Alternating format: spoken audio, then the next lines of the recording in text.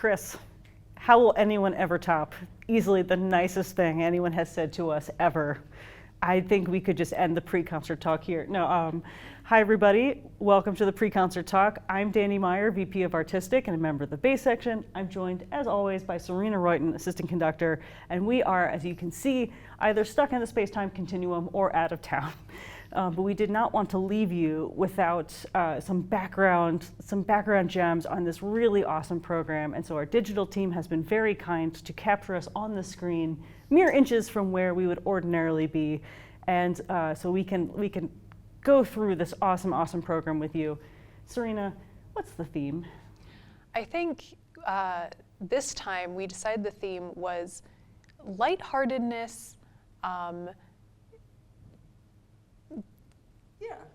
Lightheartedness, just simply that? I think so. Lightheartedness. I briefly posited the idea of, look, Ma, what I can do with the things that I have, which you will see in various ways as well. But each of these is really there's no, well, I don't want to say there's no tragic backstory, because in Stravinsky's case there is some of that. But each of these comes from a place of lightness, of heartfelt adoration, from pure chutzpah, really just going for it. And there's not a ton of profoundness in this music, but there is a lot of heart and a lot of joy that you're going to feel, especially in the second half. Unfortunately, we have to start this program talking about the person that always has to be talked about, and that's Wagner. You can't, even if you never knew anything about music ever, you would know the name Wagner. And that is because he is simultaneously one of the most important and most divisive figures in music history, and in some cases world history, even without being more than just a very narcissistic, egocentric, self-important, aggrandizing man. And that's because he created this, not only did he compose music that really started to change fundamentally how we view what music should do, but he had this cult of personality that both attracted musicians and composers and conductors toward him, but that he did not hesitate to use and in some cases steamroll for his own gain. In addition to that, his approach to music would inform, and in fact, cause like a split in how composers approach music from when he was writing in the 19th century through, unfortunately, fortunately, current composers. Can we talk a little bit about what that split looked like? We often talk about the split between abstract and programmatic music. So Wagner was a big influence in this split towards programmatic music, meaning music that is written with some kind of narrative or story or something that is being described by that music. In comparison to abstract music, which was based on the idea that music is there for the sake of art itself. Music is music, it doesn't have to mean anything. And so with this big split and with all of Wagner's influence, with all of his money, his privilege, he really used that to make the stance that programmatic music was the only music that was important to him, that he thought was the direction that classical music should take. And so some of that is reflected in this piece as well, in Siegfried Idyll. Something that I find endlessly fascinating was he didn't just think that, but he collected this whole group of musicians, whether they were conductors or composers or just like orchestral musicians, who agreed with him when he said, my music is the standard by which all future music or future musicians or future conductors will be judged on. It's really stunning how it was like, if you can conduct Wagner, well then of course everything else will be fine. Like, who cares if you can conduct French music at the time? You can conduct Wagner, Wagner trusts you, you are therefore a true musician, which is so bonkers when we think of the scope of what classical music really is, and like what it was at the time even, and what it's grown into, right?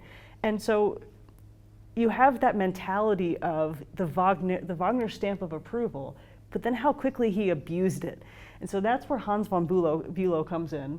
This poor man, Wagner had fallen on rough times. He was in debt, he needed a place to stay, and so he asked one of his mentees, a young pianist and conductor, Hans von Bülow, if he could stay with him for a while, and Hans and his wife, like Cosima, said absolutely. Well, Cosima, who happens to be the daughter of Franz Liszt, and Wagner quickly started an affair, even though Wagner was still married, and it was an affair that would result in 3 children, and it was only after Wagner's wife died and after their 3rd child was coming into the world that Bülow was finally like, okay, like I give up, you can have her.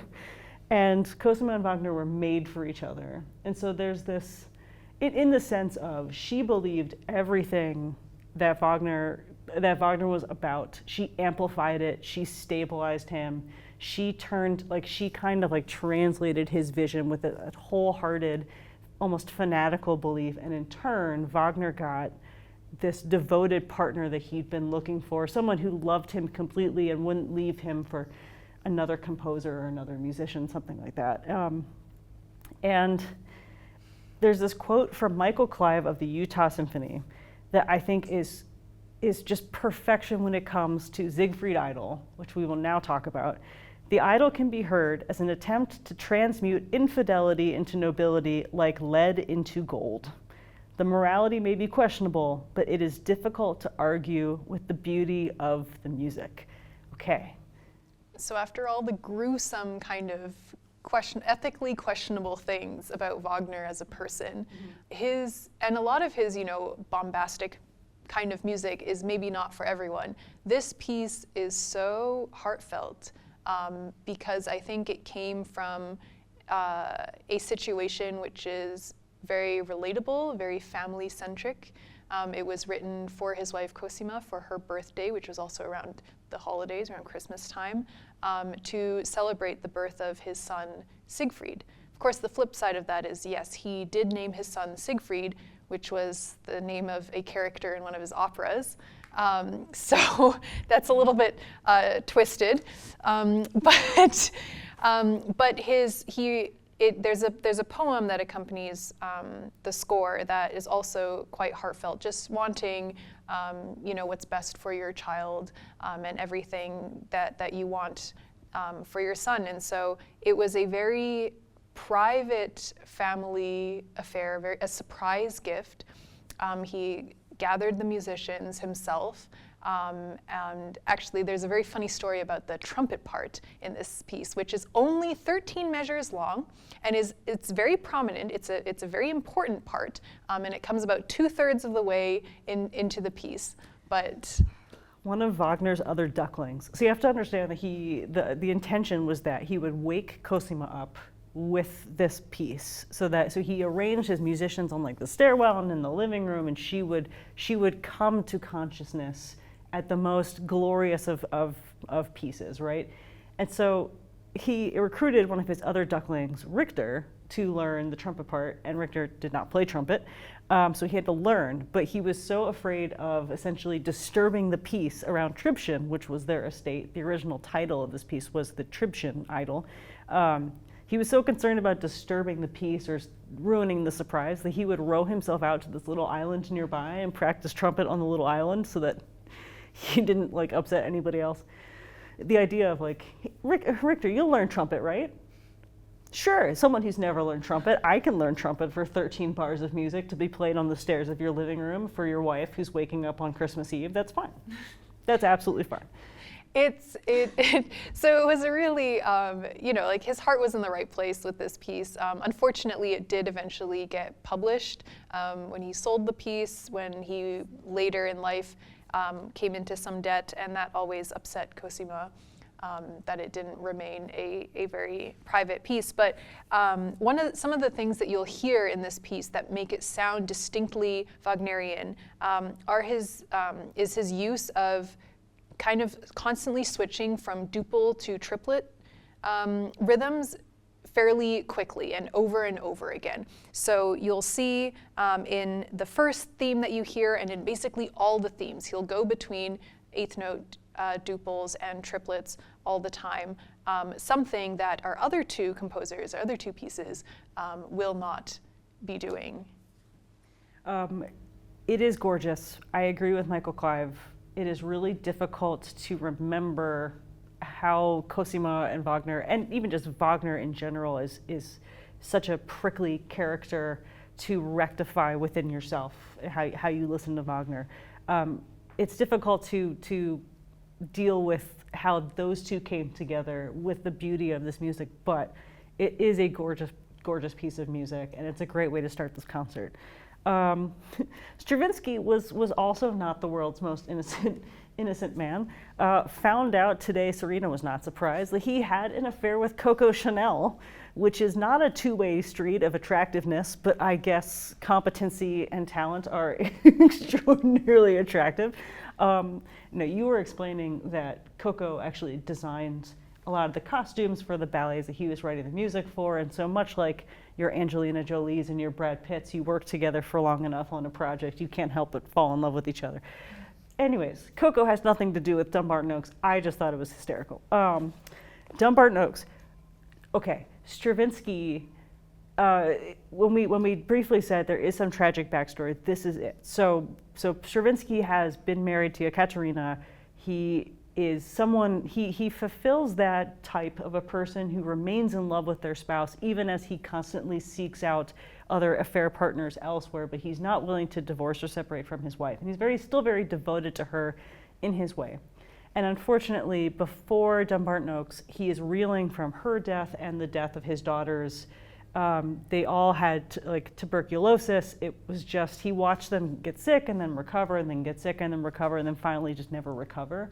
And it was a very dark time for him. And so already in his neoclassical period, this is when he's turning to the music of Bach and Mozart and Haydn as inspiration, he starts looking at Bach's Brandenburg Concerti.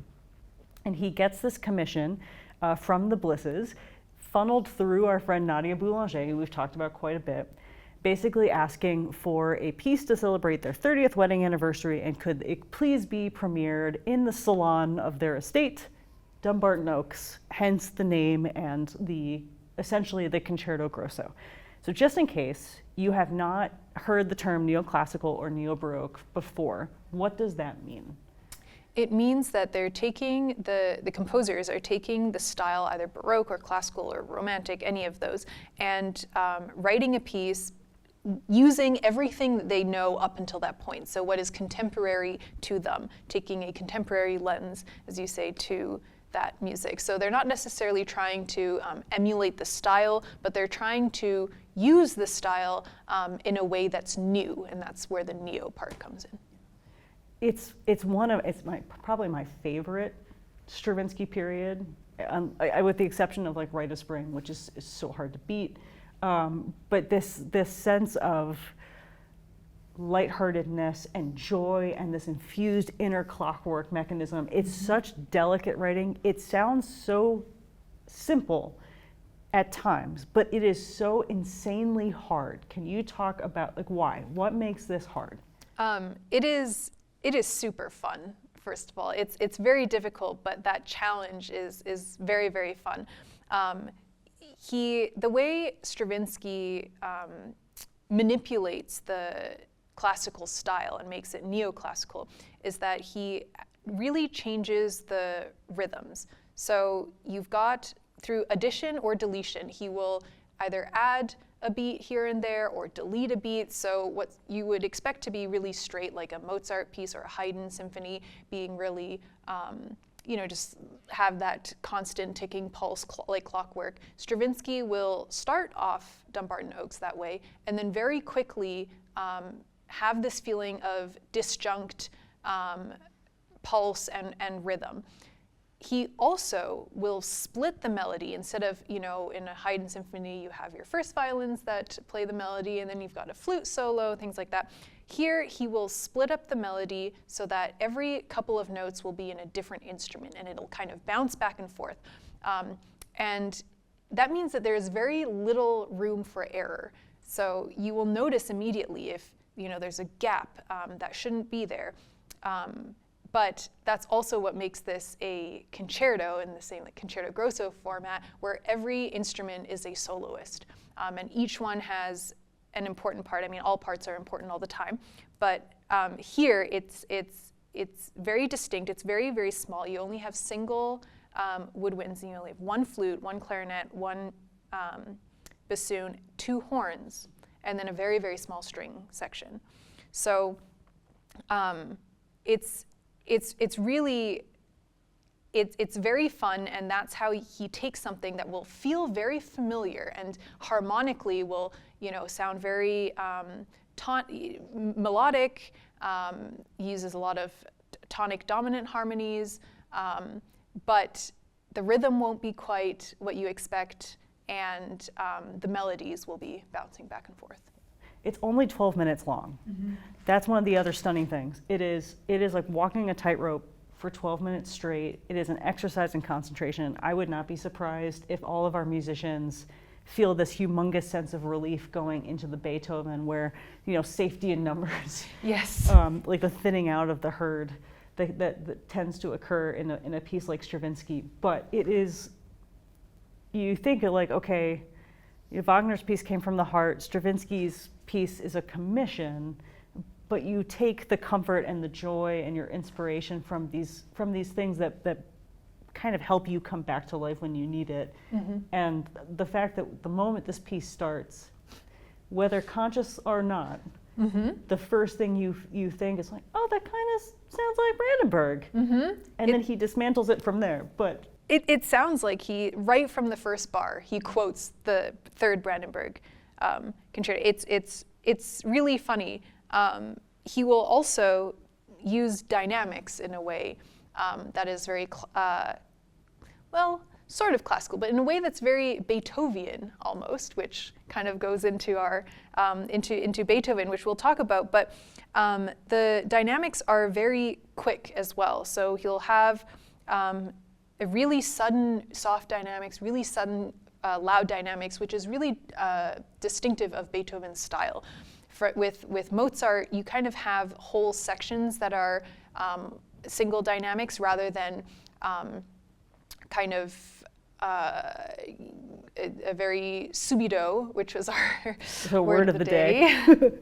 Subito, which means very sudden, sudden dynamic changes. That becomes much more distinctive of Beethoven, which we'll see in his first symphony. But in Stravinsky, you will hear a lot of that. You'll have sforzando piano, so really loud, then suddenly piano again, and then back to having forte passages and kind of moving back and forth. It's a phenomenal piece, and it's a phenomenal concentration exercise. A really cool thing to watch. Everybody, as you said, everybody's a soloist in Dumbarton Oaks. Everyone's a feature. This was the last piece, by the way, that Stravinsky wrote before he left Europe in the lead up to World War II. And he was supposed to conduct the premiere. Unfortunately, Stravinsky also caught tuberculosis. He did recover, as you all probably know, but our friend Nadia Boulanger came back and conducted the premiere at Dumbarton Oaks, and for all accounts, the Blisses were absolutely thrilled.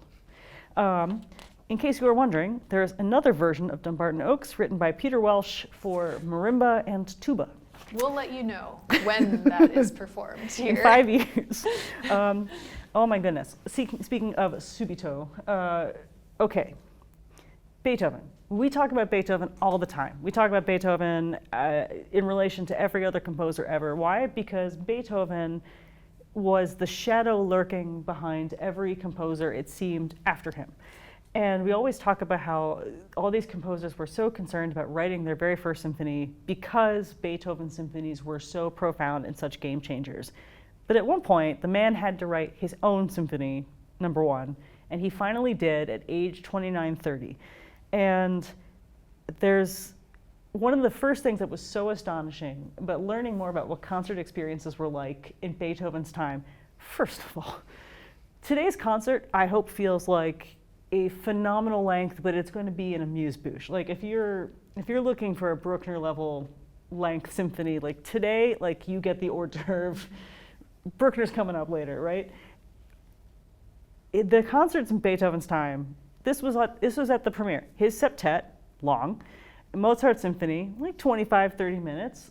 Excerpts from a Haydn oratorio, long. They're all long. One of his piano concertos, long. The entire thing. The entire thing. And then, finally, Symphony No. 1. So imagine you're in, a 3-hour-long concert, and the last thing you hear is a brand new symphony. And yet, that symphony is so exciting and doing such things that, like, you perk up at the end of a 3-hour concert. Okay, that's a really big deal. And it's an especially big deal because Beethoven was trying very hard to still kind of politely, but not politely, tell his mentors they needed to get out of the way. He had studied with Haydn. He'd obviously studied Mozart. And poor Papa Haydn, 104 symphonies under his belt. He's just trying to give young Beethoven this, like, my guy, I've been there, I've done that, I have the t-shirt, like, I know a thing or two, just hear me out, and I promise, like, this will work. And Beethoven, I always get the impression that Beethoven was one of those people that gets an idea, it feels right, and on instinct, he's like, no, I'm gonna go with what I know in my gut is the right way forward, just get out of my way. And so what you hear, the result, he's not destroying the box that Haydn gave him. He's not obliterating the parameters that Mozart played with, right? But he is having a really good time messing with all of it. And it's a delight.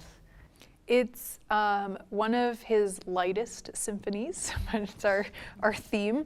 But it's still, it's before the kind of, we get to see the tragic side of Beethoven that comes out in his Fifth Symphony.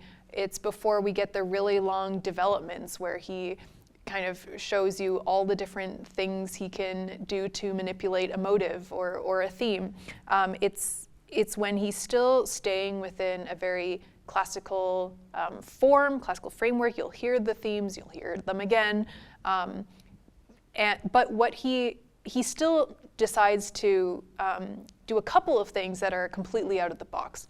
The opening, normally with a Mozart or a Haydn symphony, you'd have an introduction, a slow introduction that's kind of stately. It's like a fanfare.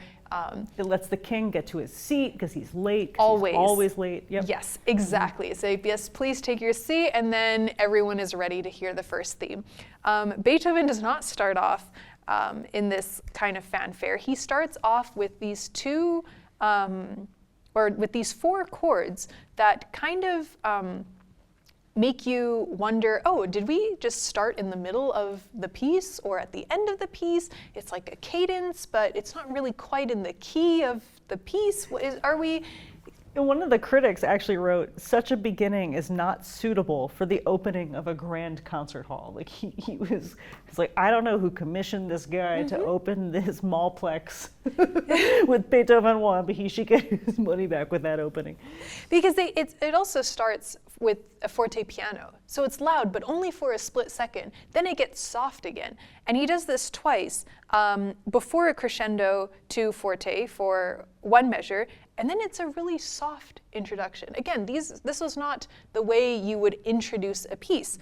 And it doesn't go on for very long, but you do, even just from the first couple of bars, get the really quick dynamic contrast of forte, then piano, then forte, then piano, which becomes very distinctly Beethoven.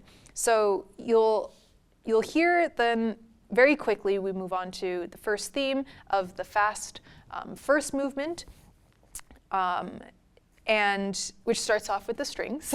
Well, and there was another critique, because the chords are in the winds at the very top, right? Which I think whatever critic this was, he really had it out for the woodwind section. He said he mostly liked it, except that the winds were overused, so that it was music for band rather than the whole orchestra. Okay, so if you've never played in a wind ensemble, it's like wind ensembles are like chef's kiss. They're wonderful, but maybe not necessarily in the 1900s. But intonation was maybe a little bit more rough. That said, you're right, the strings have a much more prominent role. So there's the chance of like, okay, well, the orchestras also tended to look very different back in this moment, and so they may have had 2 flute parts, but they may have had 4 or 5 flutes in the section. They may have had 2 clarinet parts, but there's a chance that there's far more musicians than per part, and so maybe it was an overbalancing. We might never know, but it is fascinating that the strings are the real drivers of the energy of this movement. Absolutely. In fact, their energy and driving is kind of a theme within this piece. It feels more like, you were saying before, like a hamster on a wheel for everything, which I really like that image. I think it fits even with the second movement, which is marked andante cantabile, but con moto, so with movement. So andante, walking, speed, cantabile, but singing style, but still with movement. And it starts off with the second violins, again in the strings, and it builds up slowly with section by section, with the winds coming in last. And yet still too much. And yet still too much. And it's very soft, again, starts soft, and then you will get, again, these sforzandi that are so distinctive. It's loud really suddenly and then soft again. And just in case, so we have lots of different musical terms, accents. If you think of accents, they're kind of like a light punch. Sforzando is a haymaker, and sometimes they add a sforzando piano, which means you knock someone out and then the dynamics just completely fall through the trap door. So you have all these different dynamic instructions that Beethoven is giving that we have not seen in symphonists previously, and so that's another really huge departure from the Papa Haydns and the Mozarts of the world. Definitely, and certainly not to the extent that Beethoven wrote them in his music. Haydn and Mozart were more minimalist in their markings. There were certain conventions in phrasing, but because Beethoven wanted you to break those conventions very explicitly, he had to be explicit in his markings and say, no, I want this to really stay soft, and this to come out, which you really, really hear in this symphony.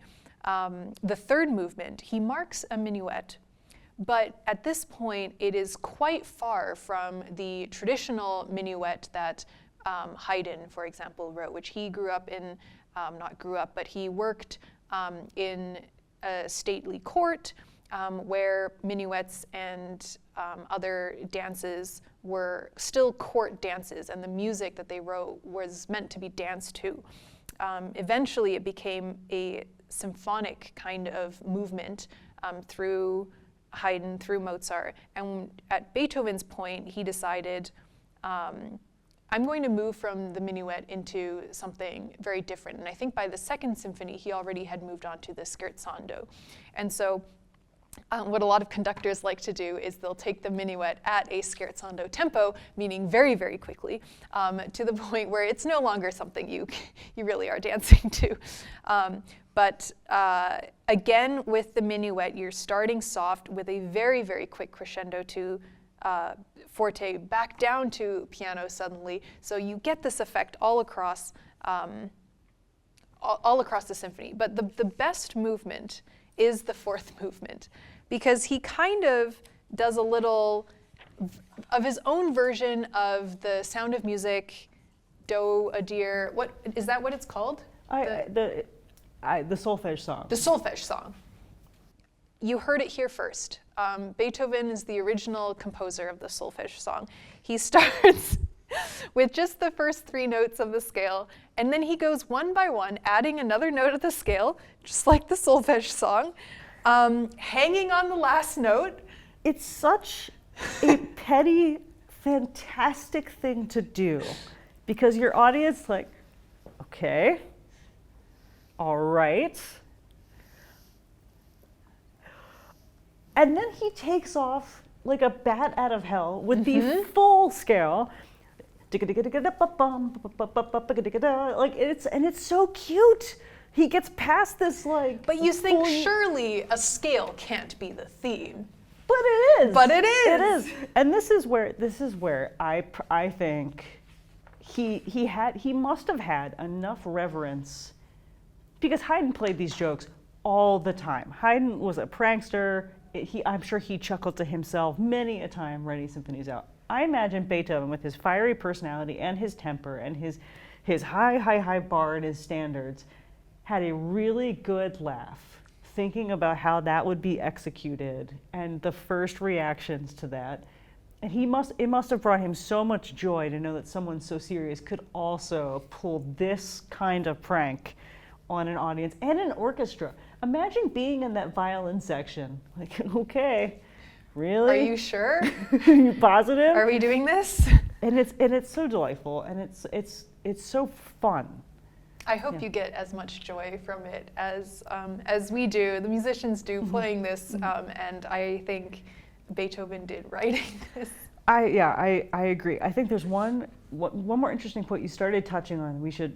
With Beethoven, I don't think we've discussed it yet. Beethoven's metronome markings. There is so much controversy between, as you said earlier today, purists versus, I don't know what you would, non-purists, who, the people who believe that Beethoven had access to a reliable metronome and that his tempo markings are accurate in what you should do, and the people who believe they know better.